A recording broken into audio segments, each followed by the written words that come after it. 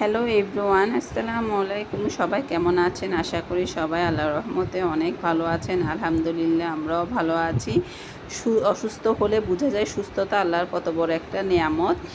সেজন্য সবসময় সুস্থ থাকতে আল্লাহর ইবাদত বন্দেগী করার দরকার, আল্লাহর শুকরিয়া আদায় করা দরকার।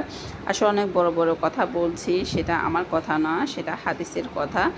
সবাই তো আর সব কিছু, যা আমিও কিছু কিছু শিখছি মোবাইল থেকে, ইউটিউব থেকে, বা অনেক কিছু আগে জানতাম না। এখন মোবাইলের যুগ, ফেসবুকের যুগ, সেজন্য অনেক কিছুই জানি, কিন্তু কিছুটা পালন করার চেষ্টা করে। আমি যে পুরোপুরি সারাদিন ইবাদত করি সেটাই কিন্তু না।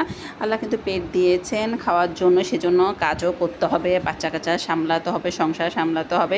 শুধু যে নামাজ নিয়ে পড়ে থাকি সেটাও কিন্তু না। যতটুকু চেষ্টা করে আমি সবসময় আল্লাহকে ডাকার বা ইবাদত বন্দেগী করার। তো আমি যে কথাগুলো বলছি অনেক বড় বড় কথা বলে ফেলেছি, আসলে সবাই ক্ষমা দৃষ্টিতে দেখবেন। আমি যতটুকু জানি সেটা আপনাদের সাথে শেয়ার করছি, যে কেননা আপনারা আমার পরিবারের একটা অংশ। এখন আপনাদের সাথে আমি সব কিছু ভালো মন্দ শেয়ার করছি, সেটা এখন আমার কাছে ভালো লাগে। আপনাদের সাথে শেয়ার করলে মনে যেন একটা শান্তি ফিল হয়।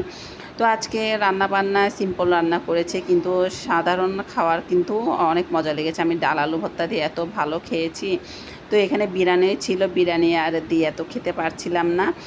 তো এই ডাল আলু ভর্তা এত পছন্দ আমার, তো আজকে ভাবছি ডাল আলু ভর্তা করব, যেহেতু মাংস রান্না করা ছিল।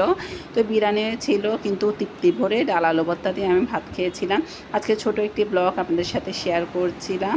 তো যদি ভুলভ্রান্তি হয়ে থাকে অবশ্যই আমাকে ক্ষমা করবেন। আমি অনেক বড় বড় কথা বলে ফেলেছি। আসলে আমি হাদিসের কথা কিছুটা আপনাদের সাথে শেয়ার করেছিলাম। সবাই ভালো থাকবেন, সুস্থ থাকবেন। আসসালামু আলাইকুম।